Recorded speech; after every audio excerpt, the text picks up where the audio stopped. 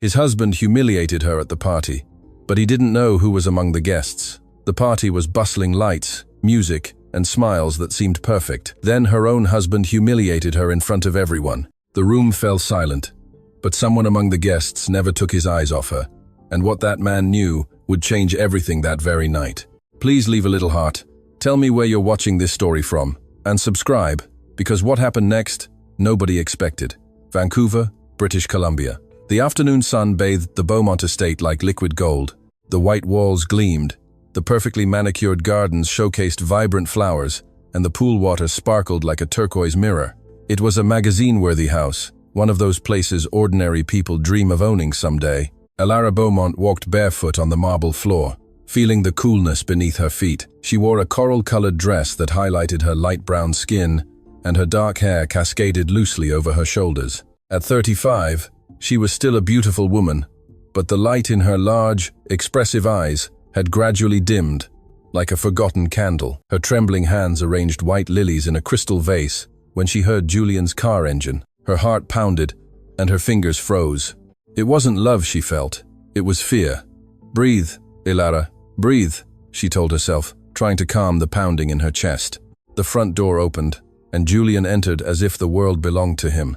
Tall, in his white suit that accentuated his tanned skin, he looked like he'd stepped out of a fashion magazine. Without even glancing at her, he dropped his briefcase on the table. "Is dinner ready?" he asked in a dry voice while checking his phone.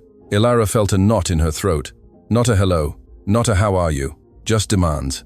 Always demands. "Yes," she replied softly. "I made that chicken with vegetables you used to like so much." Julian looked up and scrutinized her from head to toe, like someone evaluating an object. "Why are you wearing such a flashy dress just to be at home?" he said with disgust. "You look desperate for attention." Elara lowered her gaze to her coral dress. It was one of the few that still made her feel pretty. One she had bought when she still allowed herself to exist without asking permission. "I'm sorry," she murmured, hating herself for apologizing. During dinner, silence hung heavy like a slab of stone. Only the sound of cutlery against plates could be heard.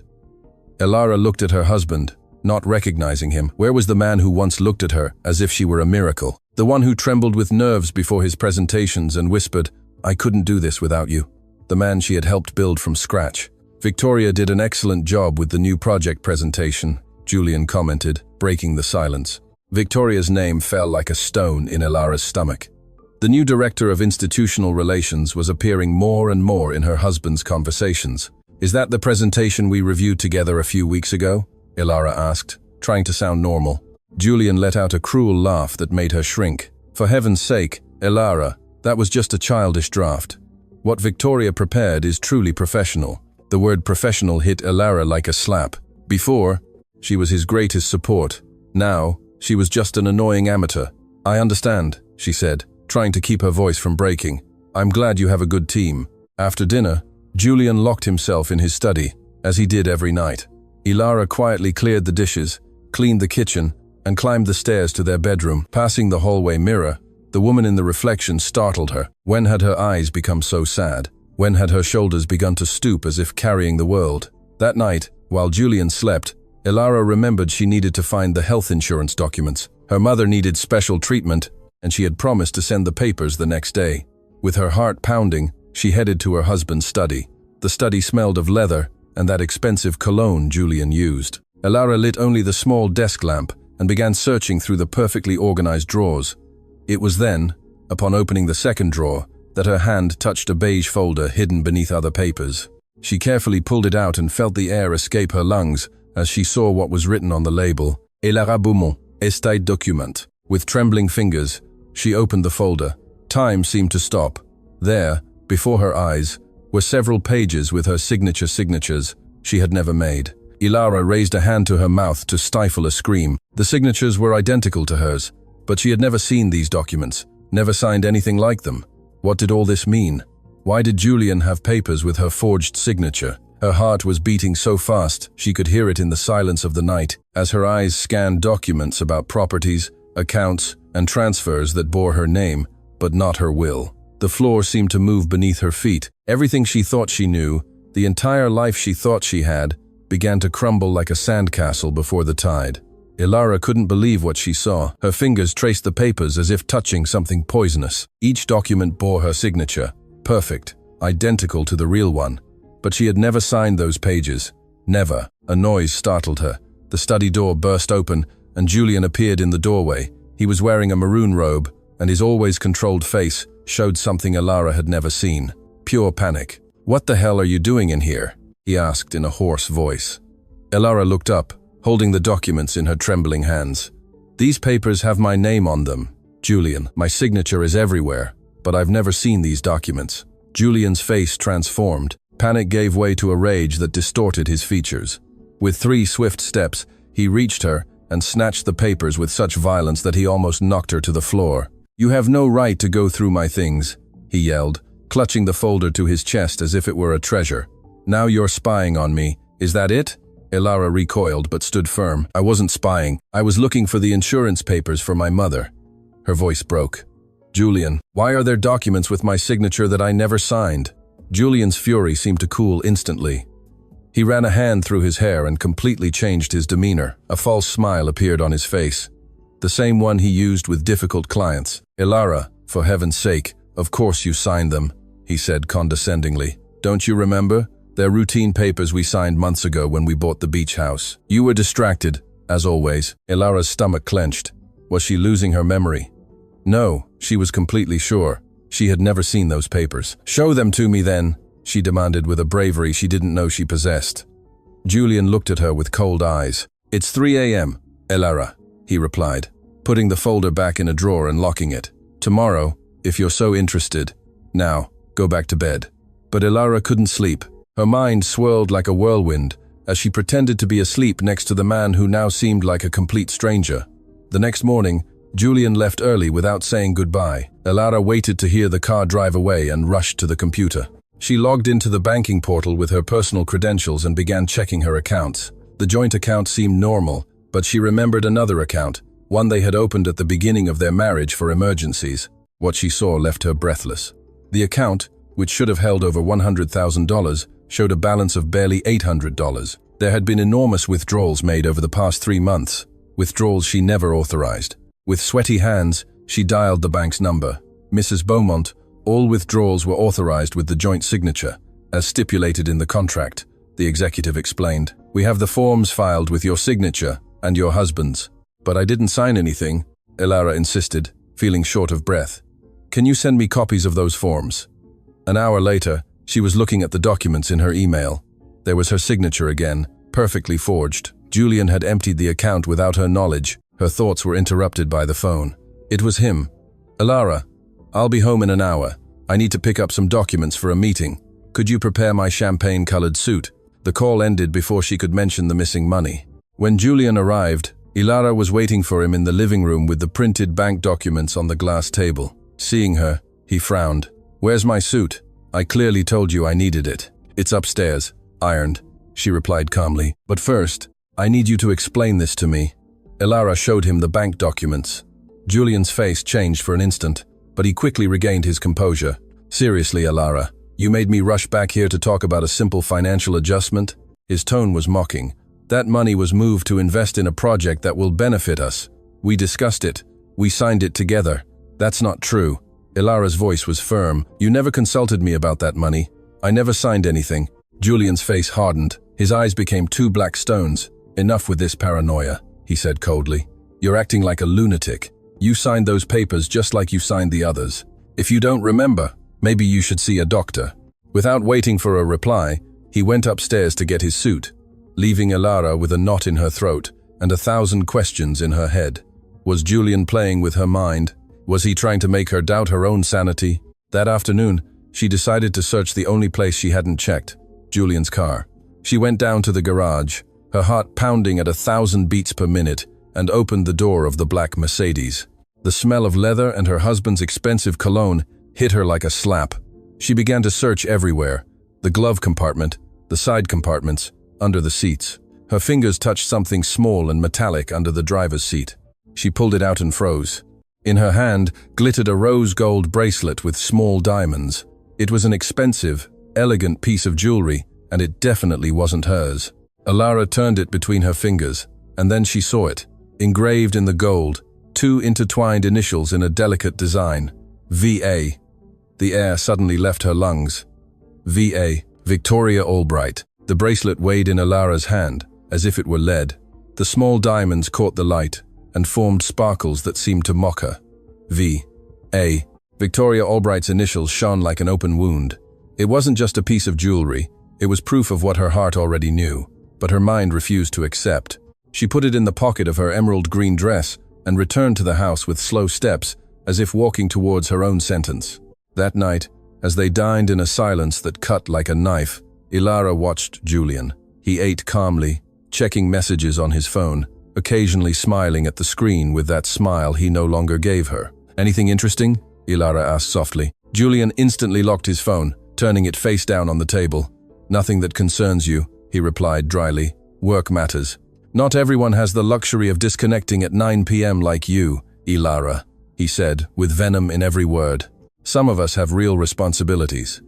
Ilara took a deep breath. The bracelet in her pocket seemed to burn through the fabric. With calculated movements, she took it out and placed it on the table next to Julian's plate. "I found this in your car," she simply said.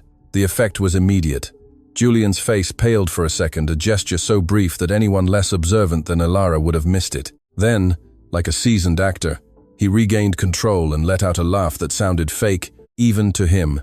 "Now you're searching my car?" He picked up the bracelet with feigned indifference. "If you're so interested, it's a gift for my mother. Her birthday is next month." "Your mother hates rose gold," Ilara replied calmly. "She always says it's vulgar, and those initials, V.A., don't match her name." The lie hung between them like a bad smell. Julian put the bracelet in his pocket with a brusque gesture. "I don't have to explain every single thing I buy to you," he said coldly. "This distrust of yours is precisely what's killing our marriage." Something broke inside Ilara. 15 years of silence, of sacrifice, of putting herself last, exploded in a second. "I'm killing our marriage?" Her voice trembled, but not with fear, but with rage. "I, who left my career to support you. I, who helped you prepare every presentation when you trembled with fear before speaking in public. I, who gave you everything." Julian stood up, throwing his napkin on the table. His face had transformed into a mask of contempt. "Don't come to me with the martyr story, Ilara," he spat the words. "No one forced you to quit your little job at that clinic. You did it because it was obvious my career was worth it. Unlike yours." The words hit Ilara like physical blows. 15 years of marriage reduced to nothing in one sentence. "Are you having an affair with Victoria?" she asked directly, feeling she deserved at least that truth. Julian looked at her with a mixture of pity and disgust that churned her stomach. "Is that what you want to hear?" he replied. "You need to feel like the victim to justify what you've become." Without waiting for an answer, he grabbed his keys and headed for the door. "I have a meeting. Don't wait up." The slamming door echoed through the empty house. Ilara remained seated as the tears she had held back for months began to fall. But they weren't tears of sadness. They were tears of fury. Fury against Julian, against Victoria, but most of all, against herself, for allowing them to turn her into a shadow. That night, as the clock struck 2 a.m. and Julian still hadn't returned, Ilara found her husband's old phone in a forgotten drawer. By some miracle, it still had battery. Upon turning it on, she discovered deleted but recoverable messages, conversations with Victoria dating back months. "I miss you. When do we get rid of the nuisance?" "Soon. I have everything planned. I just need the right moment." "Are you sure she doesn't suspect anything?" Ilara lives in her own world. She doesn't see beyond her nose. Message after message, photo after photo, Ilara uncovered a betrayal that went far beyond the physical. Not only were they cheating on her, they were mocking her, despising her, planning to get rid of her as one gets rid of old furniture. And something else, a reservation for 2 at the Summit Room, the city's most exclusive restaurant, for next Friday. The next morning, Julian returned early, which was unusual. He entered the kitchen where Ilara was making coffee, dressed in a copper-colored suit that highlighted his tanned skin. His attitude was strangely kind, as if the previous night's argument had never happened. "Good morning," he greeted with a false smile. "Did you sleep well?" Ilara looked at him directly, without lowering her gaze as she usually did. "What do you want, Julian?" He seemed surprised by her frankness but quickly regained his composure. "I have something for you." From his pocket, he pulled out an ivory envelope with his company's golden logo. He slid it across the table to her. "It's the invitation to the annual company gala this Friday," he explained while pouring himself coffee. It will be the most important event of my career. The group president will be there along with the new investors. Elara took the envelope, feeling a shiver run down her spine. Friday, the same day as the reservation with Victoria. Why do you want me to go? She asked, directly. It's been months since you included me in company events. Julian stared at her, his smile disappearing for a moment.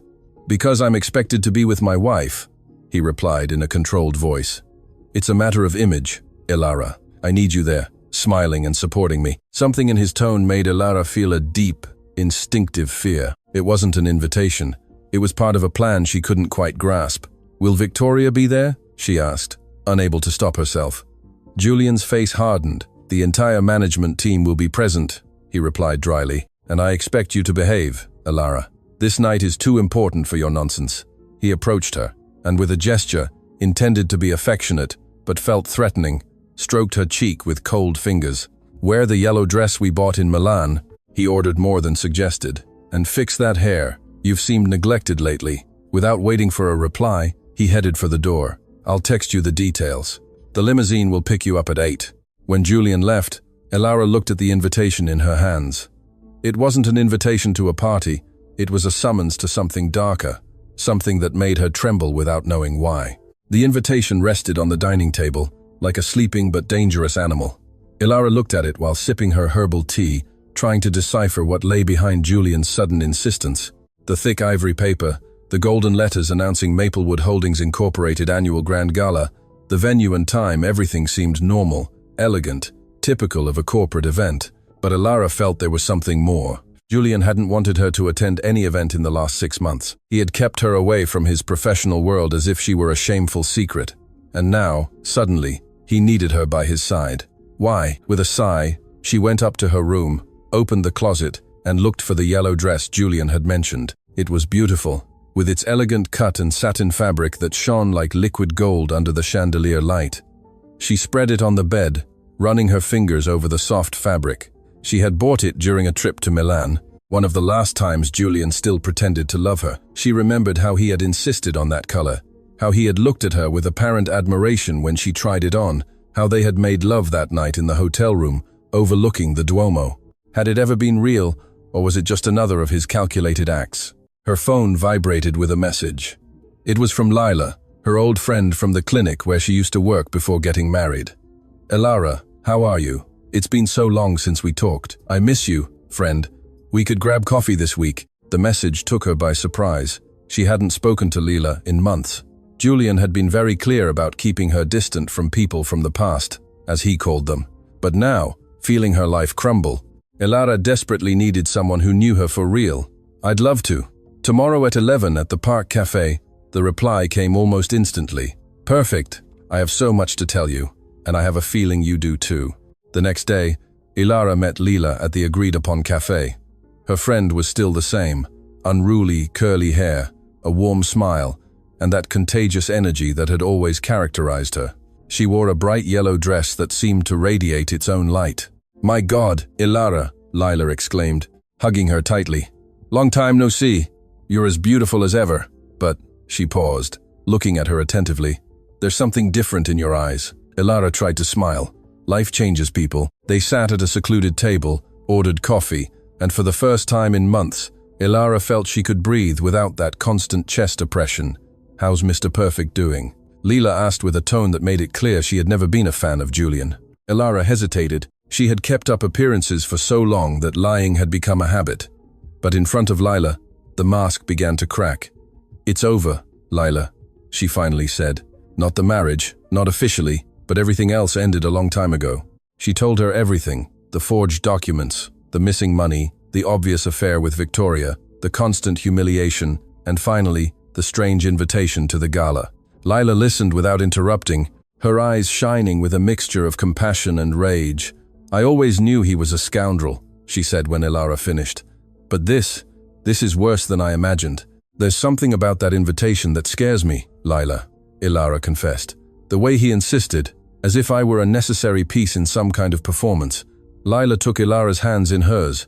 Trust your instinct. If you feel something isn't right, it probably isn't.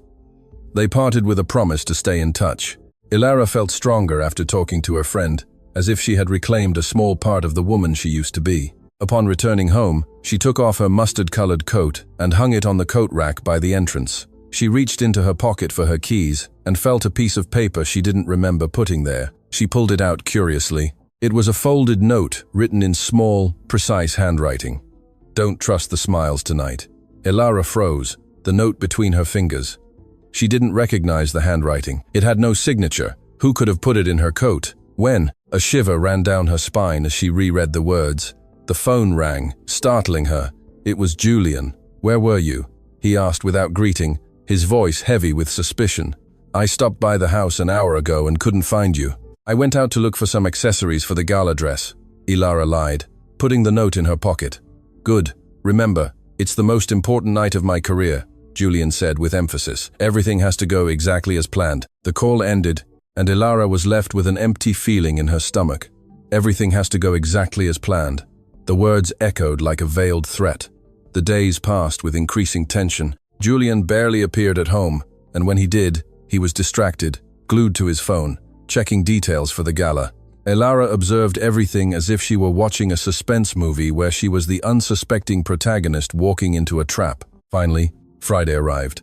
The makeup artist and hairdresser, hired by Julian, transformed Elara into a dazzling version of herself. The yellow dress fit her figure perfectly, and the diamond earrings she had bought sparkled against her light brown skin. As she looked in the mirror, Elara barely recognized the woman looking back. She was beautiful, yes, but there was something in her eyes, a mixture of determination and fear that makeup couldn't hide. The limousine arrived promptly at 8. During the ride, Elara mentally reviewed everything that had happened in recent weeks. The forged documents, the missing money, the betrayal with Victoria, the strange invitation, the anonymous note. Each piece was a fragment of a sinister puzzle she couldn't complete. The Fairmont Pacific Rim shone in the night like a giant jewel. Its marble columns, illuminated by golden lights, created an atmosphere of wealth and power. Elara stepped out of the limousine with the elegance that had always characterized her, though inside she felt she was walking towards her own execution. At the entrance of the grand ballroom, Julian awaited her. Dressed in an impeccable black suit, he seemed the very image of success. Seeing her, a calculating smile crossed his face. "Perfect," he murmured, taking her arm firmly, almost possessively. "Remember, tonight is crucial. Smile, greet, be charming." Elara nodded in silence as they entered the ballroom together. The place was stunning. Crystal chandeliers, exotic flowers in red and gold tones, soft violin music, the city's most powerful gathered in an obscene display of wealth and privilege. As Julian led her among groups of guests, introducing her as "my adored wife," Elara felt a growing sense of unreality. Everything seemed an elaborate staging, and she, a mere accessory in Julian's ascent. It was then that she saw him. Sitting alone at a secluded table, an elegant man in a grey suit watched her intently. It wasn't a casual glance. His piercing eyes seemed to study her with unsettling intensity, as if he knew her or expected something from her. Elara felt the air escape her lungs. Who was this man? And why, among hundreds of guests, did she have the unsettling feeling that he was the only person truly present in that room? The ballroom of the Fairmont Pacific Rim glittered as if made of pure gold. Crystal chandeliers poured light over the guests who moved like elegant fish in a luxurious aquarium. Women wore jewelry worth more than entire houses, and men exchanged fake smiles while closing deals with handshakes. Elara moved forward on Julian's arm, feeling that each step led her deeper into a trap. The yellow dress fit her body like a second skin, and the diamond earrings weighed on her earlobes like the words she had been forced to keep silent. She noticed the curious glances, the discreet whispers. Why were they watching her like that? What did they know that she ignored? "Smile more. You look like you're at a funeral," Julian ordered through gritted teeth as he greeted a group of executives. "Remember, you're the happy wife of the future regional president." Elara obeyed automatically, stretching her lips into a smile that didn't reach her eyes. For years she had played this role perfectly, but tonight every gesture left a bitter taste in her mouth. She no longer feared Julian. What grew within her, slow and constant as the tide, was something deeper, more definitive: disgust. "Julian, my dear friend," exclaimed a burly man in a white suit, approaching with open arms. "This must be your charming wife." "Eduardo, good to see you," Julian replied with false warmth. "Yes, she's Elara." The man took Elara's hand and kissed it with too much familiarity. "Julian talks so little about you that we almost thought you were a myth. he said with a laugh that pretended to be friendly but sounded cruel. Ilara felt Julian's hand tighten around her waist, warning her to play along. "Sometimes the most valuable treasures are kept at home," she replied with a polite smile that hid the pain of the truth. Julian had erased her from his public life. As the conversation continued with superficial comments about the market and new acquisitions, Ilara let her gaze wander around the room. It was then that she saw him for the second time. The man in the gray suit was still sitting alone at that secluded table. He wasn't talking to anyone, not drinking champagne like the others. In his hand, he held what appeared to be a teacup, something completely out of place in that ocean of expensive alcohol, and his eyes, penetrating like knives, remained fixed on her. It wasn't a lecherous glance, nor was it threatening. It was something more complex, as if that stranger could see through her mask to the depths of her pain. "Julian," Ilara asked in a low voice, taking advantage of a moment when the executives were distracted by the arrival of more guests. "Who is that man?" "What man?" he replied, irritated by the interruption. "The one in the gray suit at the back table. He keeps looking at me." Julian cast a quick glance towards where Ilara subtly pointed. For a second, his face showed genuine confusion. "I don't know him," he said impatiently. "Probably some new investor." "Stop inventing dramas, Ilara. Tonight is too important for your nonsense." Ilara felt something didn't fit. At a party like this, where every guest had been carefully selected, how could Julian not know someone? Apologizing to the executives, Julian dragged Ilara towards another group. For the next hour, he introduced her to partners, directors, and shareholders, as if she were a trophy he was displaying one last time before putting away permanently. Ilara smiled, nodded, replied with polite phrases, but her mind was on that mysterious man. Each time she managed to glance in his direction, he was still there, watching her. At one point, their eyes met directly, without obstacles or pretense. The stranger slightly inclined his head in a gesture that seemed like recognition. He knew her. From where? Ilara excused herself from the group where Julian had her trapped and headed to the washroom. She needed a moment alone to collect her thoughts. The corridor leading to the washrooms was long and less illuminated than the main ballroom. As she walked, she felt a strange sensation on the back of her neck, as if someone were following her. She turned quickly, but the corridor was empty. In the luxurious washroom, Ilara looked at herself in the mirror. The perfect makeup couldn't hide the tension in her eyes. She splashed cold water on her wrists and took a deep breath. "You are not a victim," she told herself in a low voice. "You won't let them destroy you." As she left the washroom, she decided to take a detour to get a better look at the mysterious man. She walked along the edge of the ballroom, staying close to the columns decorated with red floral vines. From there, she could see the stranger's table without being too obvious. It was then that she noticed something that chilled her. On his right hand, the man wore a silver ring with a dark green stone. That ring there was something familiar about it, something that awakened a memory she couldn't quite pinpoint. Her head began to ache. Fragments of a distant moment appeared and disappeared in her mind like lightning. A rainy night, an almost empty clinic, a sick man, without his usual power and elegance, a hot tea she had prepared to comfort him. "Ilara, what are you doing hiding here?" Julian's voice startled her. He looked at her with barely contained irritation. "I just needed a moment to freshen up," she replied, trying to stay calm. "Well, you've had enough time alone," he said, taking her arm with disguised force. "There are important people I want you to meet." He dragged her towards the center of the ballroom, where a group of executives conversed animatedly. Ilara allowed herself to be led, but her mind still reeled with that strange memory and the man with the green ring. It was then that she saw her. Victoria Albright entered the ballroom as if she owned the place. She wore a black dress that seemed painted onto her slender body, her hair swept up in an elegant bun, and diamond earrings that sparkled like cold stars. Her beauty was undeniable, but there was something calculating in her eyes, something that made her seem like a beautiful predator. Victoria's eyes swept the room until they landed on Julian. A slow, confident smile spread across her red lips. She began to advance towards them with the confidence of someone who knows exactly what she wants and is about to get it. Ilara watched as Julian's face subtly changed upon seeing Victoria. It wasn't just desire she saw in his eyes. It was complicity, the kind of look shared by two people who keep a secret. Victoria reached them and greeted Julian with a kiss on the cheek that lasted longer than appropriate. Her hands rested on his arm with a familiarity that made Ilara's stomach churn. "Julian, darling," Victoria said in a honeyed voice, "you look spectacular tonight. Everyone is impressed with your presentation." Only then, as if just noticing her, Victoria turned to Elara with a smile that didn't reach her eyes. "Elara, what a surprise to see you here. Julian didn't mention you were coming." Victoria Albright's voice floated in the air like expensive, poisonous perfume.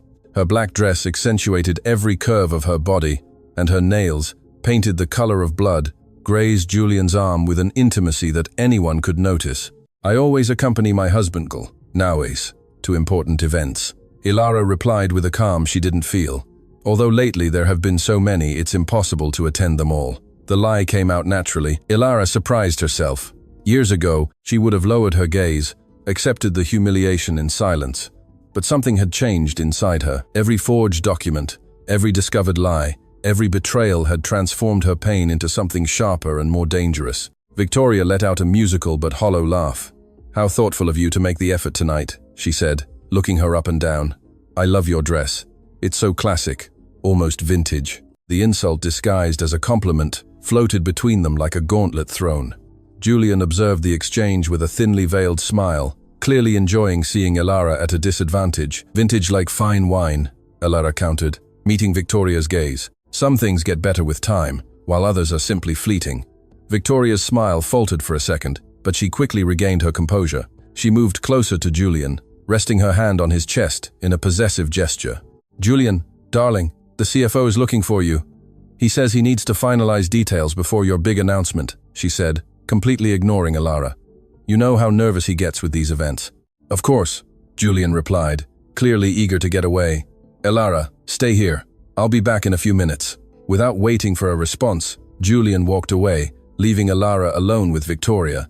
The silence between them thickened like dark honey. "It must be difficult," Victoria finally said, taking a glass of champagne from a passing waiter's tray, "to watch your marriage fall apart and pretend everything is fine." Elara kept her face impassive, though inside she felt something breaking and rebuilding at the same time. "The difficult part is pretending I don't see what's happening," she replied in a serene voice. "But that phase is over." Victoria looked at her in surprise. She hadn't expected that answer. Her smile sharpened. "You know, I always wondered what Julian saw in you," she said, taking a step closer. "You're pretty, yes, but so simple, so out of place in this world. Look around you, Elara. These people live in a reality that will never be yours." Elara looked around the ballroom full of powerful and wealthy people, all laughing, drinking, closing deals with false smiles and calculated handshakes. Victoria was right about something. This wasn't her world. It never had been. "You're right," Elara admitted, again surprising Victoria. "I don't belong in this place. The difference is that you think that makes me less, when in reality, it makes me free." Victoria's mask cracked for an instant. Her eyes gleamed with contained fury. "Enjoy your freedom while you can," she said, lowering her voice. "After tonight, you won't have much else left." Before Elara could reply, Julian returned, accompanied by an older, stern-looking man in an elegant beige suit. "Elara, I want to introduce you to Robert Miller, our Chief Financial Officer," Julian said with false cordiality. "Robert, this is my wife, Elara." The man shook Elara's hand with a strange, almost uncomfortable expression, as if he knew something she didn't. "A pleasure to finally meet you, Mrs. Beaumont," Robert said, avoiding her gaze directly. "Julian speaks highly of you. Another lie for the collection," Elara thought, but smiled politely. "The pleasure is mine, Mr. Miller." As they exchanged empty words, Elara noticed Victoria leaning towards Julian and whispering something in his ear. He nodded slightly, with an expression that mixed anticipation and nervousness.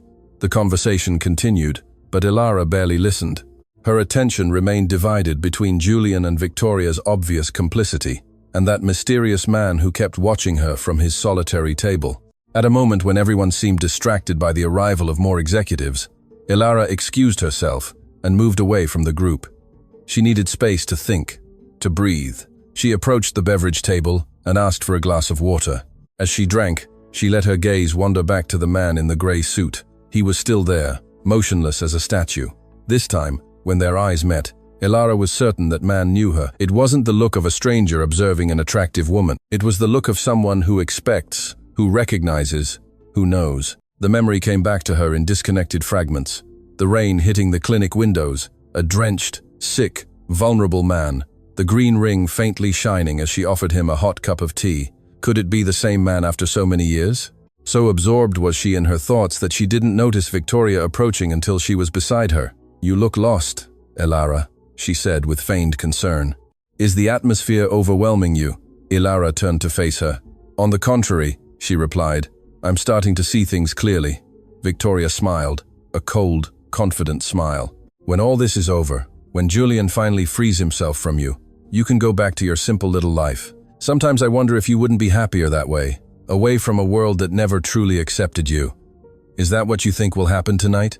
Ilara asked directly. That Julian will free himself from me? Victoria's smile widened as if she was already savoring her victory. Oh, Ilara, so naive. Do you really think he brought you here to celebrate? Tonight is an ending, not a beginning, and everyone knows it but you. Before Ilara could respond, Julian appeared beside her and took her arm firmly. Come, darling, he said with a tense smile. There are more people I want you to meet. As they walked away, Ilara looked over her shoulder. Victoria watched her with the satisfaction of someone who has already won the battle. Julian led her from one group to another, introducing her to people whose names Ilara immediately forgot. Her mind was busy processing Victoria's words. Tonight is an ending. What did that mean? What had Julian planned? On one of these rounds through the ballroom, Ilara saw something that made her catch her breath. Robert Miller, the CFO, had passed near the mysterious man's table. Upon seeing him, he had stopped dead in his tracks, as if he had seen a ghost. Color drained from his face, and his eyes widened with a mixture of surprise and terror. The man in the gray suit simply raised his teacup in a silent salute. Robert nodded nervously and hurried away, wiping sweat from his forehead with a handkerchief. Who was this man who could make one of the company's most powerful executives turn pale with just a glance? The ballroom seemed to vibrate with an invisible tension. Ilara watched as Robert Miller, still pale, approached Julian and whispered something in his ear. Her husband's face subtly changed. First confusion, then a shadow of unease that he tried to hide with a forced smile. Julian discreetly glanced towards the mysterious man's table. For the first time all night, Ilara saw something she never thought possible. Fear in the eyes of Julian Beaumont, the man who always seemed to have everything under control. What's happening? Ilara asked when Robert walked away. Nothing that concerns you, Julian replied dryly, but his voice had an almost imperceptible tremor. Stay here and don't cause trouble. I have to talk to some people. Without waiting for a reply, Julian walked away, leaving her alone again. Ilara watched him gather with Victoria and two other executives in a corner. They spoke in low voices, casting nervous glances towards the man in the gray suit. Ilara decided to move around the ballroom, subtly approaching various groups to catch fragments of conversation. Something was happening, something that was disrupting the careful script Julian had prepared for that night. Have you seen who's here? She heard a man in a dark green suit say. I thought he was in Europe. Nobody knew he was coming, his companion replied in a low voice. Miller is terrified, if what they say is true. They fell silent as they noticed Ilara's presence. She smiled politely and continued walking, feigning disinterest. In another group, an older woman in a golden dress whispered, They say he's bought enough shares to have control. If so, everything will change. Impossible, replied a bald man with glasses. Those rumors have been circulating for months. Nobody can accumulate that much power without us knowing. Ilara kept catching fragments, loose pieces of a puzzle she couldn't assemble. Everything revolved around the mysterious man who remained seated alone, observing the ballroom as if evaluating every person, every gesture, every word. In her stroll, Ilara passed near the beverage table where Julian was pouring himself a whiskey. It was his third in less than an hour, unusual for him, who always boasted of his self-control. Seeing her, he tried to compose himself. I told you to stay where I left you, he admonished. Who is that man, Julian? Ilara asked directly. The one in the gray suit. Everyone seems agitated since they saw him. Julian took a long sip before answering. Nobody important, he said. But the tremor in his hand as he put down the glass contradicted his words. Just a minor investor. People exaggerate. You're lying, Ilara said with a calmness that surprised them both. You've been lying all night about him, about this party, about us. What's really going on? Julian's face hardened. For a moment, Ilara thought he would slap her right there in front of everyone, but instead, he leaned towards her and whispered in an icy voice, What's happening is that tonight will mark the beginning of my definitive ascent, and you will not ruin it with your paranoia. Smile, greet, and behave like the perfect wife one last time. After that, we can end this farce once and for all. The words confirmed what Victoria had hinted at. Tonight was an ending. Julian planned to get rid of her, but first, He needed her presence to maintain the image of a perfect family for the investors. "And the forged documents? And the money you took from our account?" Ilara asked, feeling rage replace fear. "Is that also part of your assent?" Julian paled for a second, but quickly regained his mask. "I don't know what you're talking about," he replied, taking her arm firmly. "But I warn you, Ilara, don't ruin tonight. Too much is at stake." He led her back towards a group of guests, forcing her to smile and pretend everything was fine. But the poison was already loose between them. The words had been spoken, the cards were on the table. As Julian introduced her to another group of executives, Ilara noticed something strange. Victoria had suddenly disappeared, and she wasn't the only one missing. Robert Miller and 2 other directors had also vanished from the main ballroom. Ilara took advantage of a moment of distraction to move away again. This time, she headed towards one of the large windows overlooking the terrace. She needed fresh air. She needed to think. From there, she could see the mysterious man's table. He was still alone, motionless as a wax statue. Why did his presence disturb everyone so much? And why did she feel that strange connection with him? It was then that she saw something that chilled her. Julian, Victoria, Robert, and the other directors had reappeared. They were gathered in a secluded corner, discussing heatedly in low voices. Victoria seemed furious, gesticulating violently, while Julian tried to calm her. Robert constantly wiped sweat from his forehead, and the other executives looked nervously around, as if fearing being watched. Something had changed, something had altered their plans. Ilara returned to the main ballroom just as the waiters began preparing glasses for what appeared to be an important toast. Julian was looking for her, visibly nervous. Seeing her, he approached quickly. "Where were you?" he asked with barely contained irritation. "I needed air," she replied simply. "The toast will be soon," he said, putting an arm around her waist in a gesture that to others would seem affectionate, but she felt like a claw. "Remember what I told you, smile and behave." Ilara nodded in silence. There was something in Julian's expression, a mixture of anticipation and nervousness that sent a shiver down her spine. What did he plan to do during that toast? People began to gather in the center of the ballroom. Waiters circulated, offering glasses of champagne. The orchestra lowered the volume of the music, a sign that something important was about to happen. It was then that Ilara noticed him. The man in the gray suit had moved for the first time all night. He was no longer sitting at his solitary table. Now he stood by one of the columns, observing the scene with renewed interest. A hand gently touched Ilara's arm. Turning, she met the familiar, warm face of Leela, her friend from the clinic. She wore a bright yellow dress and seemed completely out of place in that sea of sober colors. "Lila, what are you doing here?" Ilara asked, genuinely surprised. "My company did the floral arrangements," Lila replied quickly, looking nervously around. "But that doesn't matter now. Ilara, you have to listen to me. You have to leave here now, before the toast." Ilara's heart pounded, the urgency in Lila's voice, the fear in her eyes. Everything indicated that something terrible was about to happen. "What do you know, Lila?" Ilara asked, gripping her friend's arm.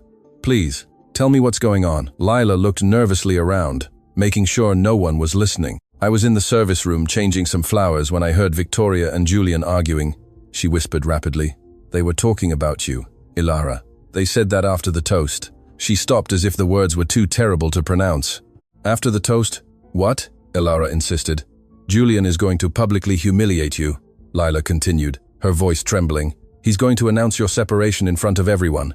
He's going to imply that you have mental problems, that you've been signing documents without understanding them. He wants to leave you with nothing, Ilara, absolutely nothing." The world seemed to stop around Ilara, the pieces fit, his insistence that she attend, the specific dress, the pitying glances of some guests, Victoria's confidence. "Is it legal to do something like that?" Ilara asked, feeling a strange calm despite the impending storm. "It's not a matter of legality," Lila explained. "It's an image trap. If he humiliates you in front of all these powerful witnesses, if he makes you seem unbalanced, no one will question the documents you've signed. No one will believe you when you say they're forged." Before Lila could continue, Julian's voice resonated near them. "Ilara, I was looking for you," he said in a falsely cordial tone, but his eyes burned with rage at seeing Lila. "The toast is about to begin." Lila quickly released Ilara's arm and stepped back. "I was just commenting on how beautiful the flowers turned out," she said with a forced smile. "If you'll excuse me, I must ensure everything is still in order." She hurried away, not without giving Ilara one last warning glance. Julian took her arm with disguised force. "What were you doing talking to the florist?" he asked suspiciously. "She's an old friend," Ilara replied calmly. "Or are you going to control who I can talk to now too?" Julian's jaw visibly tensed. "This is no time for sarcasm, Ilara. The toast is in 10 minutes, and I need you by my side, smiling like the perfect wife you never were." "Why is this toast so important, Julian?" she asked directly. "What are you planning to do?" For a second, Julian's mask cracked. A cruel smile appeared on his lips. "You'll see," he said in a low voice. "I'll just tell you that after tonight, everything will change for me, for the better. For you? Well, that depends on how well you behave." He left her standing there, heading towards the center of the ballroom, where several executives awaited him. Ilara watched him walk away, feeling a mixture of rage and resolution. She was no longer the frightened woman who had entered that party. Now she knew what she faced. She needed time to think, to decide how to act. She headed to the washroom, the only place she could be alone for a few minutes. The corridor was deserted and silent, a stark contrast to the bustle of the ballroom. In the luxurious washroom, Ilara looked at herself in the mirror. The makeup was still perfect. The dress still looked splendid, but her eyes had changed. They no longer reflected fear or confusion. There was a determination in them that she hadn't felt in years. "I won't let him destroy me," she said to herself in a low but firm voice. "Not tonight, not ever again." As she rinsed her hands with cold water, she noticed something strange in the waste bin next to the sink. A crumpled paper, partially visible, showed what appeared to be a signature, her signature. With her heart racing, Ilara pulled the paper from the bin and carefully unfolded it. It was a legal document, partially torn but still legible, a property transfer document with her forged signature at the bottom of the page. The date of the document was that very day, and its content chilled her to the bone. It was an authorization to transfer all her properties and shares to a company she didn't recognize. Ilara took out her phone and photographed the document. Evidence. She finally had concrete evidence of what Julian had been doing. She carefully placed the paper in her small handbag and took a deep breath. Now she knew, beyond a shadow of a doubt, that Lila was right. Julian not only planned to humiliate her, he planned to ruin her completely. As she left the washroom, she heard voices coming from a small side room. The door was ajar. Ilara approached silently. "Everything is ready for after the toast," said a voice she recognized as Victoria's. "The documents are already signed and dated. Once Julian makes his announcement and she reacts like the lunatic she is, no one will question the validity of the transfers." "Are you sure she can't claim anything?" asked another woman Ilara didn't recognize. "If she finds out what we've done, and who will believe her?" Victoria replied with a disdainful laugh. "The poor, mentally unstable wife, who will be publicly repudiated tonight. By tomorrow, everyone will be talking about her scene, about how Julian stoically endured years by her side. She will leave here, unable to demand anything, I assure you." Ilara walked away in silence, feeling short of breath. The plan was even worse than she imagined. They not only wanted to take her money and properties, they wanted to destroy her reputation, her dignity, her future. She returned to the main ballroom, just as the waiters began distributing champagne glasses for the toast. Julian was looking for her, clearly anxious to find her. Seeing her, he approached quickly. "Where in hell were you?" he asked through gritted teeth, taking her arm. "The toast is about to begin." Ilara looked him directly in the eyes, those eyes she had once loved, and that now only showed coldness and calculation. "I was in the washroom, Julian," she replied calmly, "preparing for your big moment." Something in her tone must have alerted him, because he looked at her suspiciously. "What do you mean?" "Nothing," she replied with an enigmatic smile. "Just that I'm ready for whatever comes." Julian seemed about to say something more, but they were interrupted by Robert Miller, who approached nervously. "Julian, everything is ready," he said, avoiding Ilara's gaze. "The board president wants us to start the toast now." "Perfect," Julian replied, composing his best successful executive smile. "Ilara, darling, let's go to the center of the ballroom. It's time for everyone to hear my announcement." As they walked towards the center, where a circle of expectant guests was already forming, Ilara scanned for the mysterious man. He was still there, observing everything with those piercing eyes that seemed to see through the masks of all present. For a second, their glances crossed, and this time Ilara had the absolute certainty that that man was not there by chance. He was there for her. The question was, as an ally or as part of Julian's trap? She didn't have time to reflect further. Julian placed her beside him, putting an arm around her waist in a gesture that to others would seem affectionate, but she felt like a claw. A waiter offered them champagne glasses. Ilara took hers, feeling the cold glass against her fingers. Julian seemed to vibrate with anticipation beside her, like a predator about to pounce on its prey. Robert Miller tapped his glass to get everyone's attention. The murmur of conversation ceased. All eyes turned to them. "Distinguished guests," Robert began. "It is my honor to yield the floor to our brilliant Chief Operating Officer, Julian Beaumont, who has a very special announcement to make tonight." Julian stepped forward, dragging Ilara with him. His smile was wide, confident, the smile of a man about to get everything he desired. "Thank you, Robert," he said in a clear, powerful voice. "Tonight is special for many reasons." Ilara observed the faces around her. Some showed genuine interest, others an unhealthy curiosity, like someone waiting to see an accident. Victoria, a few meters away, smiled expectantly, already savoring her victory. And then, just as Julian was about to continue his speech, Ilara saw something that took her breath away. The man in the grey suit had moved. He no longer observed from a distance. Now he advanced slowly towards the center of the circle, with measured, confident steps, like someone who knows exactly what he is doing. The entire ballroom seemed to hold its breath as the man in the grey suit advanced.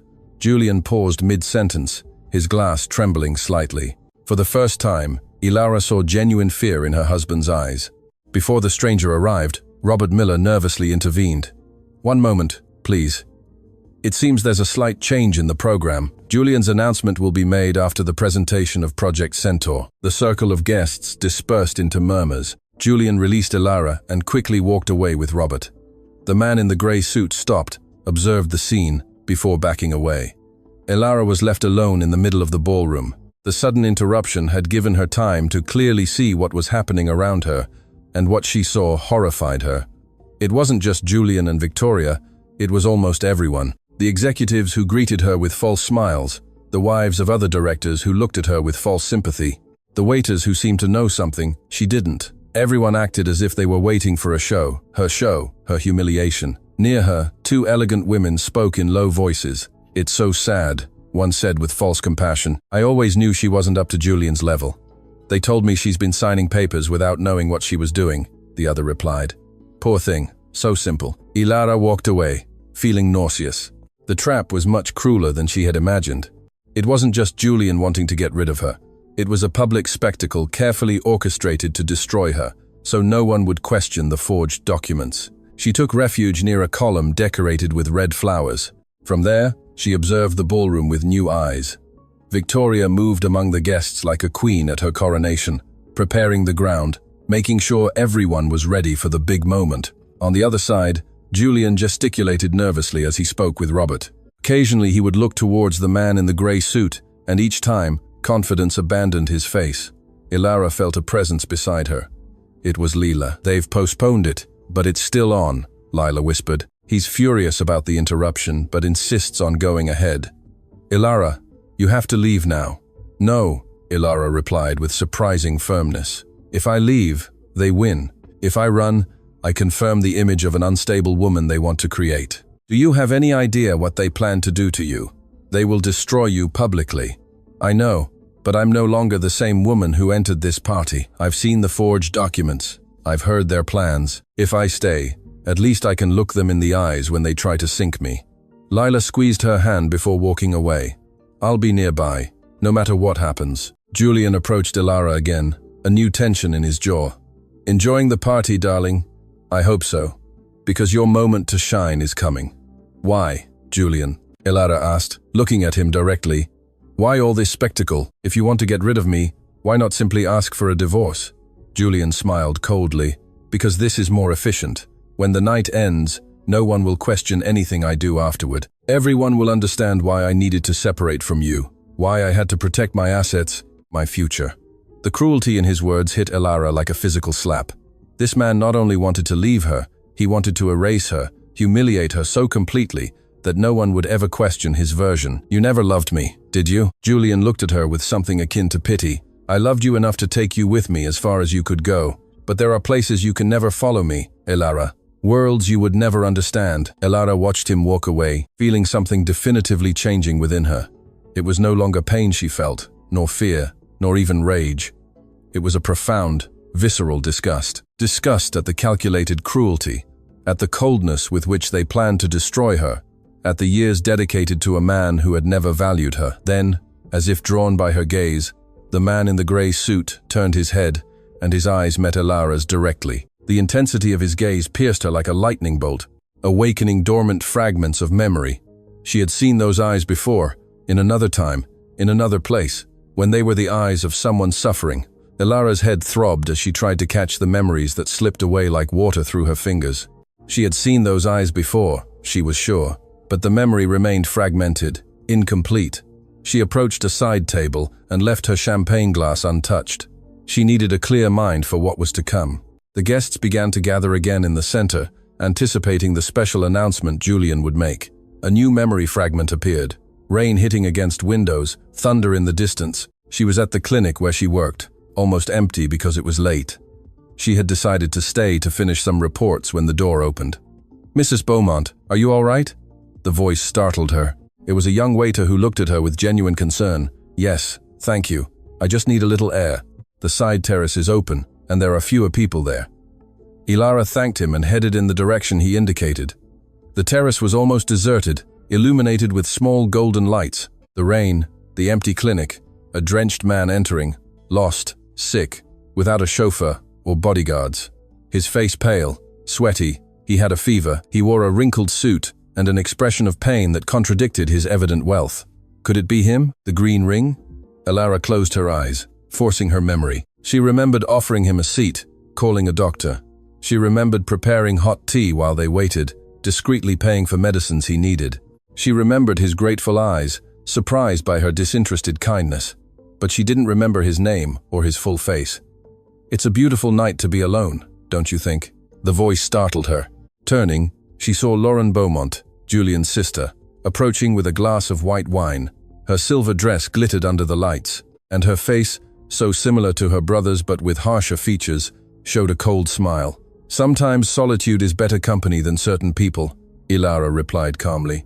Lauren let out a dry laugh. "You were always too polite, Ilara. It's one of the things that always irritated me about you. That silent dignity, as if you were above everything. I didn't know my politeness bothered you." Lauren took a sip of her wine. "Do you know what's about to happen in there? My brother is going to shatter the image you've built for 15 years. The dignified woman, the loyal wife, the perfect companion, all that will disappear in 5 minutes. And you agree with that?" Lauren looked at her directly, her eyes hard, but not completely cold. "What I think doesn't matter. Julian always does what he wants, and Victoria knows exactly how to manipulate him. I just came to tell you not to try to defend yourself. It will be worse. Lower your head, accept the humiliation, and get out of here as quickly as possible. It's your only chance to keep some dignity." With those words, Lauren walked away, leaving Ilara with a bitter taste in her mouth. Not even Julian's sister tried to stop him. She only advised her to surrender. Another memory fragment returned. The sick man holding the cup of tea she had prepared for him. His hands trembled slightly. The green ring shone under the clinic light. "Thank you," he had said in a weak but polite voice. "Not many people would go to this trouble for a stranger." "It's no trouble," she had replied. "Everyone needs help sometimes, Ilara." Julian's voice brought her back to the present. He stood at the entrance of the terrace, his silhouette outlined against the ballroom lights. "It's time. Everyone is waiting." Ilara took a deep breath, preparing herself. "What's your hurry to humiliate me, Julian? Does my presence bother you that much?" He approached, and for a moment Ilara saw the man she had loved, the insecure young man who trembled before his presentations. "It's not personal, Ilara. It's just a necessary step, an adjustment that destiny demands." "Destiny or your ambition?" Julian smiled humorlessly. "Is there a difference? My destiny is to reach the top, and you're a memory of when I was at the bottom, a memory I can no longer afford." The cruelty of his words confirmed everything. It wasn't an outburst, not passion for another woman. It was simple, cold ambition. She was an obstacle to his image, to his ascent. "Come," he insisted, extending his hand in an apparently courteous gesture. "Let's not keep our guests waiting." Ilara ignored his hand and walked into the ballroom on her own. With each step, she felt a strange strength grow within her. She was no longer the fearful woman who had entered that party. Now she saw clearly the trap, the plan, the calculated cruelty. Upon entering, she noticed the expectant silence that had replaced the bustle. The guests formed a wide circle, all with glasses in hand, all with eyes fixed on her and Julian. Victoria was in the front row, her beautiful face lit by anticipation. And there, in the background, was the man in the grey suit. His eyes met Ilara's for an instant, and she felt that tug at her memory again, a memory struggling to emerge. But before she could grasp it, Julian took her arm and led her to the exact center of the circle. Robert Miller approached with a microphone and handed it to Julian. "Distinguished guests," his amplified voice began, filling the ballroom. "It is an honor for me to have your presence on this very special night. A night that will mark a before and after, not only for Maplewood Holdings Incorporated, but also for my personal life." The shimmering ballroom transformed into a sea of raised glasses. All the guests held their drinks high, awaiting Julian's words. The chandelier light made the champagne sparkle like liquid gold. Ilara remained motionless beside him, her glass barely raised. She observed the faces and saw the thinly veiled eagerness, the morbid anticipation. Some avoided her gaze, uncomfortable, but not enough to leave.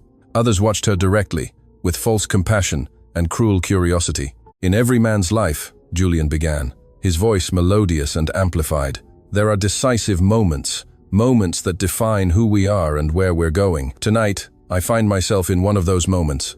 A murmur of approval rippled through the ballroom. Julian had always known how to captivate his audience. Everything about him was calculated to inspire admiration.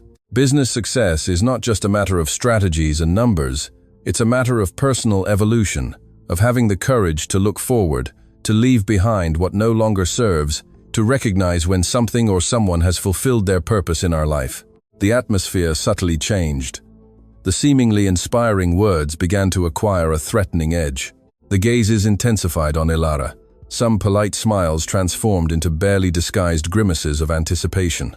15 years, Julian said, turning slightly towards Ilara without looking her directly. "It's a long time enough to truly know a person, to discover their limits, their capabilities, and their shortcomings." A tense silence fell over the ballroom. There were no longer any doubts about the direction of the speech. Victoria, a few meters away, smiled openly, savoring every word like a delicacy. Ilara kept her head high, her face impassive, despite the impending humiliation. She knew what Julian was doing. Every carefully chosen word, every calculated pause, all designed to destroy her without seeming too cruel, so that he would emerge as a reasonable man who had simply made a necessary decision. "Everyone here knows my trajectory," he continued with false humility. "They know where I come from, what I've built, but few know the personal price I've paid, the concessions I've had to make." He turned completely to Ilara, looking at her for the first time. His eyes were cold, calculating, with no trace of the man she had loved. "Ilara has been my partner during these years, and I am grateful for her presence in the initial stages of my career." Initial stages. The words hit Ilara like slaps. 15 years reduced to initial stages, as if she were a mere stepping stone in his ascent, a minor chapter in the story of his success. However, he continued with a tone of false sadness, "There are times when we must be honest, times when we must recognize that the people who accompanied us on the journey cannot always follow us to the top." A murmur rippled through the ballroom. Some guests exchanged uncomfortable glances. Others nodded as if they had always known this moment would come. Ilara observed everything as if from outside. She saw the perfect choreography, the elegant party, the influential guests, the toast moment, all calculated to maximize her humiliation, to ensure her downfall was as public as possible. "It's not easy for me to say this," Julian continued with a theatrical pause, "but I believe we all deserve the truth.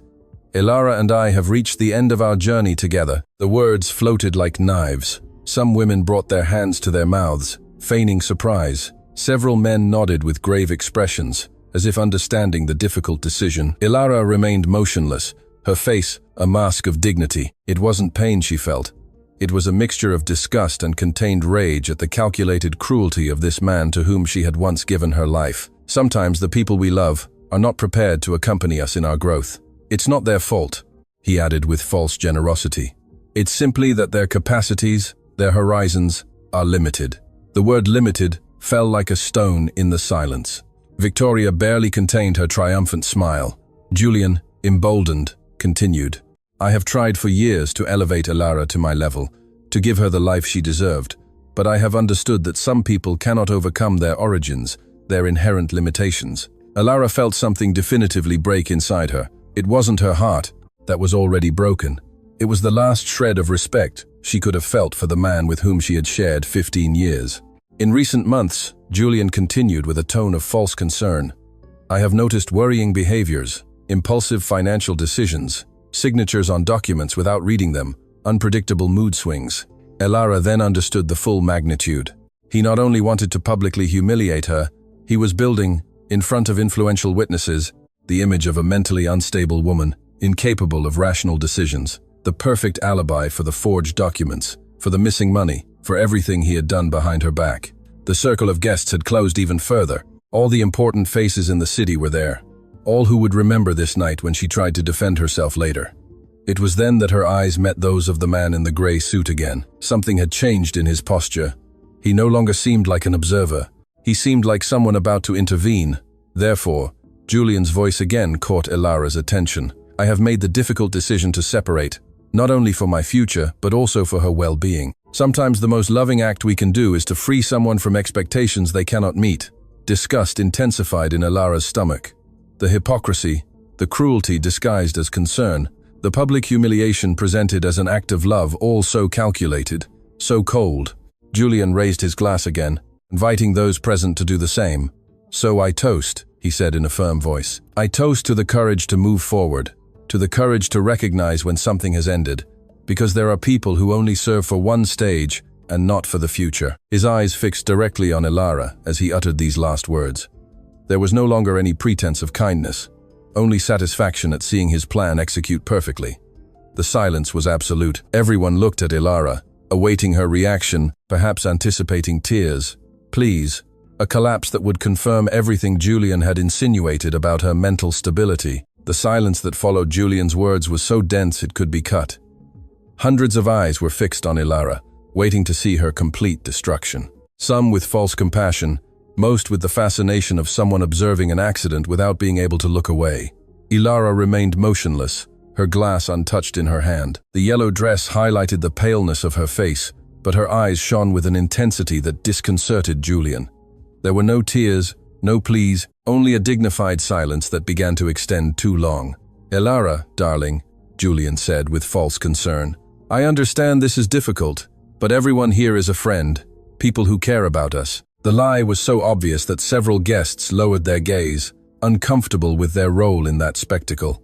Perhaps you'd like to say something, he insisted, offering her the microphone. Express your feelings. Elara looked at the microphone, then at Julian, and finally at the circle of expectant faces. The trap was evident. If she passionately defended herself, she would confirm the image of an unstable woman. If she cried or pleaded, she would humiliate herself further. If she remained silent, she would seem defeated. But there was a fourth option. With deliberate calm, Elara placed her untouched glass on a waiter's tray. She straightened up, and a small but firm smile formed on her lips. You know what's the saddest thing about all this, Julian? She finally said, her voice clear and serene. Not that you want to leave me, not that you've found someone else, not even that you forged my signature on documents to steal from me. A surprised murmur rippled through the ballroom. The direct accusation was not in the expected script. What's truly sad is that you need to put on this whole show, that you need to publicly humiliate me to feel powerful, that after 15 years, the only thing you can offer me is cruelty. Julian's face hardened. This was not planned. Elara was supposed to collapse, confirm the image of instability. Instead, every word she uttered resonated with dignity. Elara, you're confused, he tried to interrupt, but she continued. For years, I supported you in everything. I reviewed your presentations when you trembled with fear. I comforted you when you thought you would fail. I gave you my time, my love, my loyalty, and I did it gladly because I believed in you. Several older guests exchanged uncomfortable glances. What she was saying was true, and they all knew it. And how do you repay me? By forging my signature, emptying our accounts, planning this public execution. Julian took a step towards her, his face a mask of barely contained rage. Enough, Elara, you're embarrassing both of us. Embarrassing us? No, Julian, you've embarrassed yourself. I'm simply telling the truth. She turned to the guests, serene despite the inner storm. I regret that all of you are here to witness this. A marriage should end in private, with respect, not as a cruel spectacle. Julian, seeing that he was losing control, resorted to more aggressive tactics. See what I told you? He exclaimed with a forced laugh. These fantasies, These senseless accusations, this is the kind of behavior I've faced these past months. He took Ilara's arm with disguised force, his fingers digging into her skin. Perhaps you should rest, dear. You don't feel well. Ilara tried to pull away, but Julian squeezed harder, hurting her. Let me go. I'm your husband, he replied with a tense smile for the guests while whispering, and I'll do what's necessary so you don't ruin everything. Understand? The struggle, though disguised, was visible to those closest. Some began to murmur, uncomfortable with the turn of events. Your husband? A minute ago you said you weren't. I'm your wife when it suits you to control me, and your ex when you want to humiliate me. She tried to pull away again, and Julian, furious at losing control, grabbed her with both hands. You're going to shut up and behave like the grateful woman you should be, he hissed. I gave you a life you never would have had without me. I raised you from nothing. The naked cruelty caused an uncomfortable silence. Victoria began to look concerned. This was not planned. You raised me from nothing? I had a career, dreams, a life. You were the one who trembled before every presentation, who needed me to review every report, who cried in my arms when you thought you would fail. Julian, completely losing control, squeezed Ilara's arm so hard that she couldn't help but wince in pain. Several guests recoiled, surprised by the barely contained violence. Enough. I won't let you humiliate me like this. You are nobody. Understand? Nobody. He tried to drag her out of the circle, but Ilara resisted. The struggle became more evident. Her dress ripped slightly at one shoulder as Julian tried to hold her. Let me go, she demanded. You'll behave as I tell you, as you always have. The scene was now completely different from what was planned. Instead of an elegant separation, Julian showed himself for what he truly was, an out-of-control abuser. Some guests began to move uncomfortably. Victoria stepped back, distancing herself from what was happening. Robert Miller watched horrified as the plan unraveled in real time. 15 years, Ilara exclaimed, her dignity intact. 15 years of my life I gave you, and this is how you repay me. Humiliating me, robbing me, physically forcing me in front of everyone. Her dress ripped further, exposing part of her shoulder. The humiliation planned for her transformed into public condemnation for Julian. Shut up, I order you. It was then that it happened. Julian, blinded by rage, completely forgot appearances. With a sudden movement, he pushed Ilara with such force that she lost her balance and fell to the floor. A collective gasp swept through the ballroom. Ilara, on the floor, her dress torn and hair disheveled, looked up at Julian. But what he saw in her eyes was not fear or defeat. It was something that chilled him. Absolute and complete contempt. The silence that followed was total. The violence had completely broken the facade of civilization. Julian, realizing his mistake too late, tried to salvage the situation. Ilara, he began, extending a hand. Don't touch me, she said, her voice low but perfectly audible. Never touch me again. With dignity, she began to get up, and it was then that the unexpected happened. The man in the gray suit, who had remained a silent observer all night, advanced towards the center of the circle. With an elegant and confident movement, he offered his hand to Ilara to help her up. A thick silence invaded the ballroom when the man in the gray suit offered his hand to Ilara with dignity.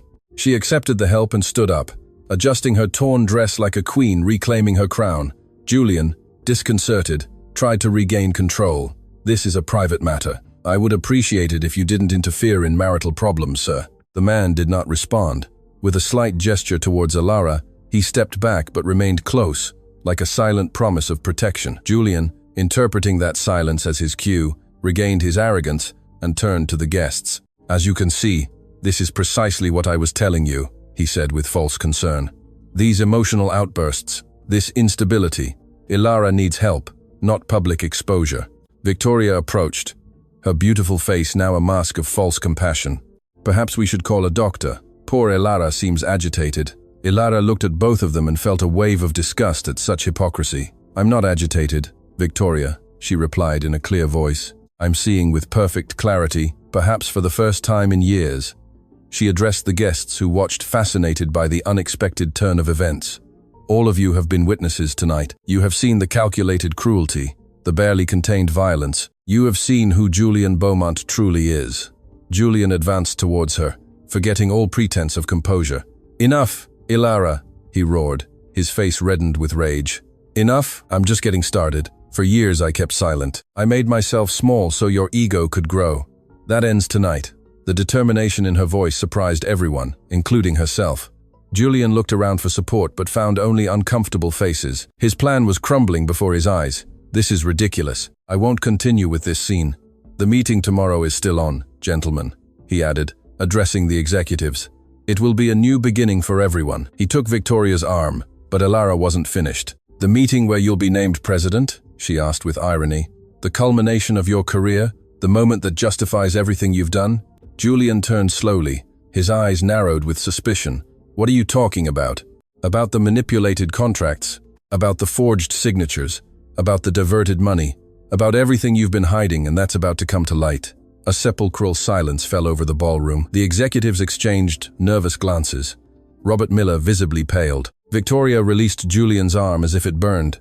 You don't know what you're talking about, he said, but his voice no longer sounded so confident. Elara smiled sadly. I know everything, Julian. I've seen the documents, and I'm not the only one. Julian looked around with increasing panic. The faces that once admired him now studied him with suspicion. Whispers spread like wildfire. Victoria, always attentive to where the wind was blowing, took a step back. I didn't know anything about this, she said quickly. Julian never told me about forged documents. Julian, cornered, did what he always did when he felt threatened. He attacked. This is a conspiracy, he shouted. Elara is inventing stories because she can't accept that I no longer love her. He turned to the executives, desperately seeking allies. You know me. Are you going to believe the hysterical accusations of a scorned woman? But his words no longer had power. The guests began to move away, forming small groups whispering among themselves. Elara watched everything with strange calm. She felt no joy or triumph, only certainty that no matter what happened, she would never again be the silent shadow of Julian Beaumont. It was then that she felt a presence beside her. The man in the gray suit had returned, and this time his gaze was determined. I think it's time, he said in a deep, calm voice. Elara looked at him, feeling that this voice awakened something in her memory. The memory was still incomplete, but there was a growing certainty. This man was not a stranger. The man took a step forward, and the entire room seemed to hold its breath. Julian stopped mid-sentence, an expression of confusion, followed by recognition, and then pure terror, crossing his face. No, he murmured. It's not possible. He was in Europe. The man advanced towards the center, and each step seemed to make the ballroom shrink. The guests backed away, opening space. Elara watched as the memory struggled to complete itself. The rainy night, the empty clinic, the sick man with the green ring, the cup of tea she prepared. The man stopped in front of Julian, who seemed to have lost the ability to speak. Then he turned to Elara and extended his hand, not to help her up, but as an invitation to step forward, to reclaim her place, to finally be seen for who she truly was. Elara took the hand of the man in the gray suit and felt that it sealed a silent pact between two people who had found each other in moments of pure truth. The entire ballroom held its breath. The waiters stopped with their trays. Conversations died. The music seemed to have faded. All eyes fixed on that strange couple. Elara with her dignity intact, and the mysterious man whom no one knew, yet whose presence altered everything. Who are you? Julian's trembling voice broke the silence. What are you doing at my party? The man did not respond immediately. With deliberate calm, he began to walk around the circle of guests. His steps were measured, those of someone accustomed to the world waiting for him. As he passed, those present instinctively recoiled.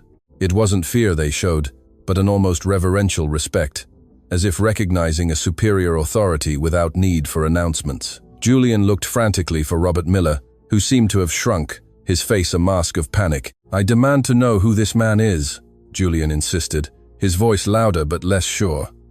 How did he get in here, uninvited? Robert approached, trembling, and whispered something in his ear. The effect was immediate. Julian paled as if he had seen a ghost. Impossible, he murmured. It can't be. He was in Europe. The man continued his circuit, and something extraordinary happened. The powerful executives who minutes earlier laughed at Elara's humiliation now lowered their gaze. The elegant wives who had whispered cruelties now hid behind their glasses. Victoria retreated, seeking to disappear into the crowd. Whispers spread like ripples. They say he's bought enough shares to have total control. They say tomorrow he'll do a complete purge of the company. When he passed in front of Victoria, she tried to smile at him with her calculated charm. The man didn't even look at her, passing by as if she were invisible. Julian, partially recovering from the shock, tried to compose himself. Sir, of course you're welcome, he said in an obsequious tone. "If I had been informed of your presence, I would have prepared a suitable reception." The man kept walking as if he hadn't heard, completing his circuit until he stood in front of Alara. Now the three were at the exact center of the ballroom, a perfect triangle of tension. "Please." Julian's voice sounded almost pleading. "If there's any misunderstanding, we can sort it out in private."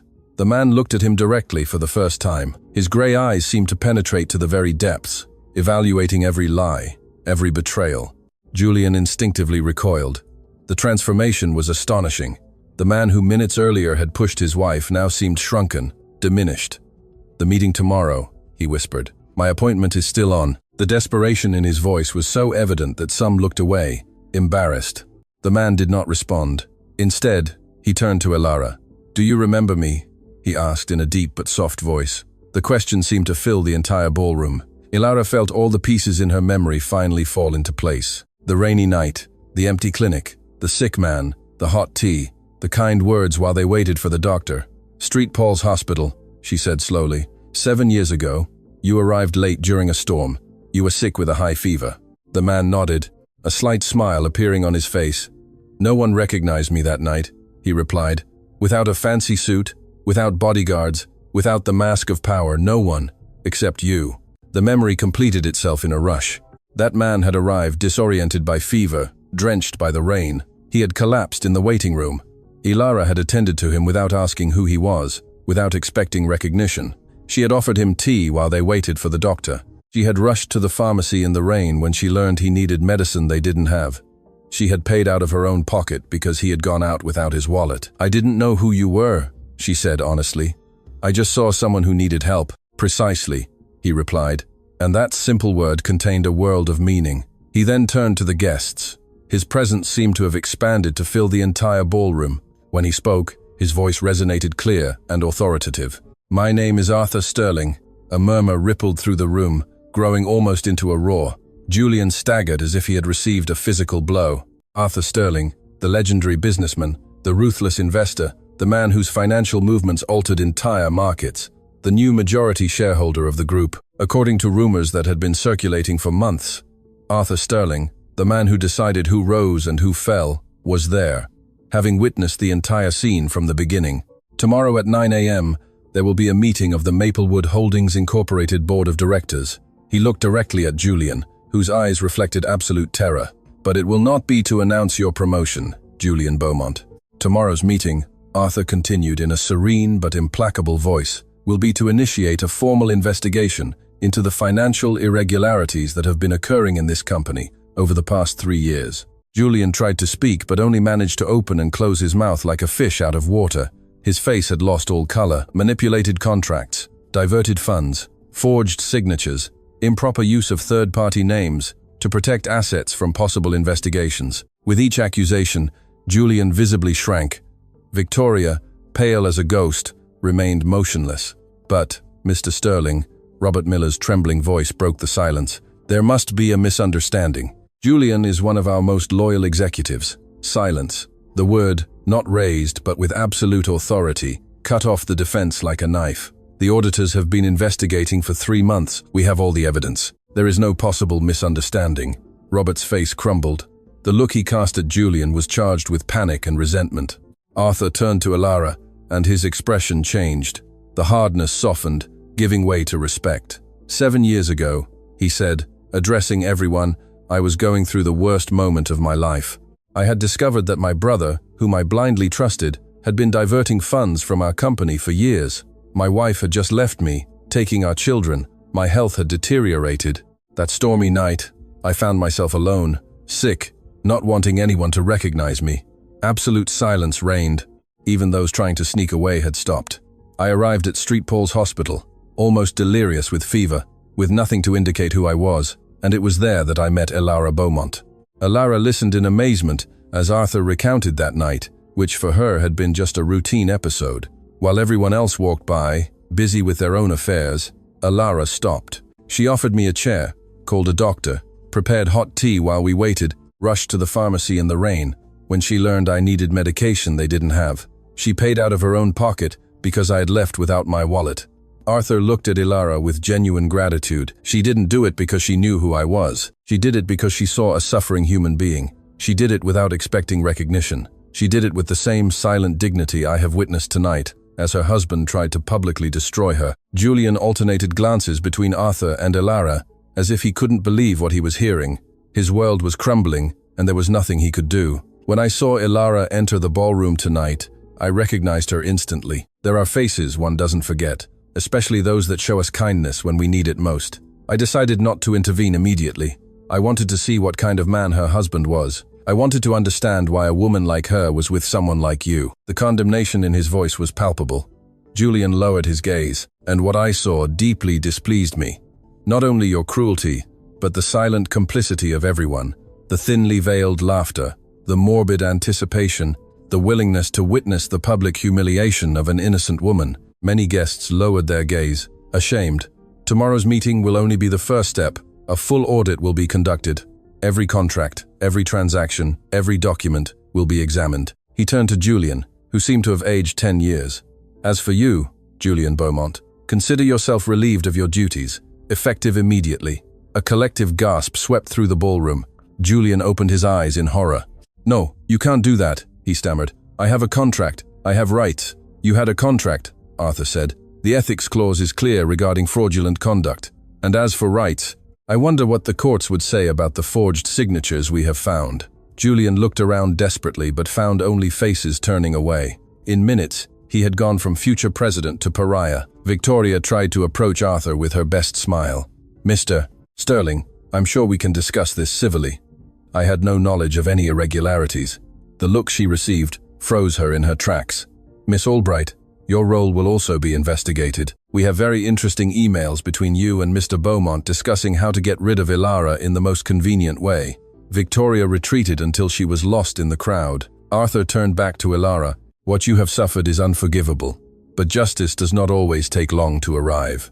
He extended his hand to her, not as a romantic gesture, but as an equal offering respect. My legal team is at your disposal for you to recover what legitimately belongs to you, and for those responsible to be held accountable. Ilara took his hand, feeling for the first time in years that she was not alone. Thank you, she said simply, for seeing what others refused to see. Arthur nodded, understanding everything those words contained. This party is over, he announced to the guests. I suggest you reflect on your role in tonight's events, and those with responsibilities in the company prepare for tomorrow. It will be revealing. He offered his arm to Ilara in a gesture of respect. She accepted it, grateful for the support when her legs barely held her. Together they walked towards the exit. As they passed, guests moved aside, some bowing their heads with belated respect, others avoiding their gaze, ashamed. Julian watched them walk away, his face a mask of horror. Everything he had built, everything he had betrayed for, was crumbling. And the worst was not losing his position or reputation. It was realizing too late that the only person who had truly loved him was precisely the one he had tried to destroy. As Ilara and Arthur exited, a lightning flash illuminated the night sky. A storm was approaching, like that night 7 years ago. But this time, Ilara would not face the rain alone. 6 months later, the Ilara Beaumont Foundation building shone under the Vancouver sun. In its lobby, a colorful mural depicted intertwined hands symbolizing solidarity. Ilara, in a turquoise suit that highlighted the renewed sparkle in her eyes, walked, greeting her employees. Her modern haircut framed a face that had regained confidence. She was no longer anyone's shadow. She was a woman who had reclaimed her space. The funds for the medical assistance program are approved. Her assistant, Marie, informed her. We'll be able to help 50 more families this month. Excellent, Marie. And make sure the mobile clinic team has everything they need to visit Salmon Arm on Friday. In her bright office, among photographs of beneficiaries, there was a small portrait of her smiling mother, the woman who taught her that dignity is not negotiable and that helping others is humanity, not sacrifice. Ilara took a deep breath. It still seemed incredible how everything had changed in 6 months. The night of the gala had been just the beginning. The investigation into Julian had resulted in multiple charges. He had not only forged signatures, he had manipulated contracts, diverted funds, and defrauded investors. His fall was as swift as his rise, but much louder. Newspapers had extensively covered the case. For weeks, Julian's face appeared on front pages, no longer as an example of success, but as a warning about unscrupulous ambition. Victoria had tried to distance herself from the scandal, but investigators found evidence of her complicity. She lost her job and her social standing. The doors that once opened now closed firmly. Lauren, Julian's sister, had sought out Ilara to apologize for her complicit silence. "I always knew Julian underestimated you," she confessed through tears. "But I was afraid of losing the security he gave me. I was a coward, and I'm sorry." Ilara accepted her apologies, not for Julian, but for herself, because forgiving meant freeing herself from the weight of resentment. Lila entered, radiant in a yellow dress, as vibrant as her personality. "Ready for the meeting with the hospital directors? The psychological support program for families has been a success. They want to double the coverage." Ilara smiled. Lila had been her rock in difficult times. When everything crumbled, she was there. Now, as director of community programs, she remained her best ally. "Of course, I'm ready. This program is too important." On the way to the meeting, they passed a television where Julian was seen leaving court, escorted by police, emaciated, a shadow of the man he had been. Ilara barely gave him a glance. She no longer felt pain seeing him, nor satisfaction at his downfall. Only a distant sadness for so much wasted potential. The meeting was a success. The program would expand, reaching more families in need. For Ilara, every project, every improved life, confirmed that she had found her purpose. Afterward, she received a message from Arthur Sterling. "The corporation approved the annual donation to your foundation. Congratulations on your work. Your vision changes lives." Ilara smiled. Her relationship with Arthur was based on deep, mutual respect. It wasn't romance, but something perhaps more valuable: friendship based on genuine recognition. Arthur kept his promise. His legal team ensured Ilara recovered everything that belonged to her, including shares Julian had hidden. With those funds, she created the Ilara Beaumont Foundation, dedicated to medical and psychological assistance for vulnerable people. She kept the Beaumont surname, not out of nostalgia for the marriage, but to re-signify it, to transform a name associated with fraud into a synonym for help. At the end of the day, her lawyer, Rebecca Stone, entered her office. Julian agreed to plead guilty, in exchange for a reduced sentence. "There will be no trial." Ilara nodded. "It's for the best. A trial would only prolong the pain for everyone." Rebecca looked at her with admiration. "You're extraordinary. After everything, you still think about what's best for everyone." "It's not kindness," Ilara clarified. "It's freedom. I don't want to spend more days tied to the past. I want to build something that matters." As she left, Ilara saw Julian observing the building from the sidewalk. His eyes, once arrogant, showed defeat and perhaps regret. For a moment, their gazes crossed. There was no hatred in Ilara, only serene calm, that of someone free from chains. Julian looked away first, his shoulders slumped, and walked away slowly. Ilara watched him, thinking of the irony. The man who tried to destroy her now walked away, minuscule under the shadow of the building with his surname, but representing everything he could never be. "Are you all right?" Rebecca asked. Ilara smiled sincerely. "Better than ever. For the first time in many years, I feel completely free." And it was true. The woman Julian believed to be small had found her true stature. Not in revenge, but in transforming pain into purpose, humiliation into dignity, downfall into flight. The setting sun bathed her face with golden light, crowning a queen who had found her kingdom, not of power over others, but of power over herself, over her destiny, over her legacy. If this story touched your heart, don't forget to like and share it. Your support helps us create more stories of women overcoming adversity. Did you like the ending? Do you think Ilara did the right thing? Leave us your comment and don't miss our next video. We await you.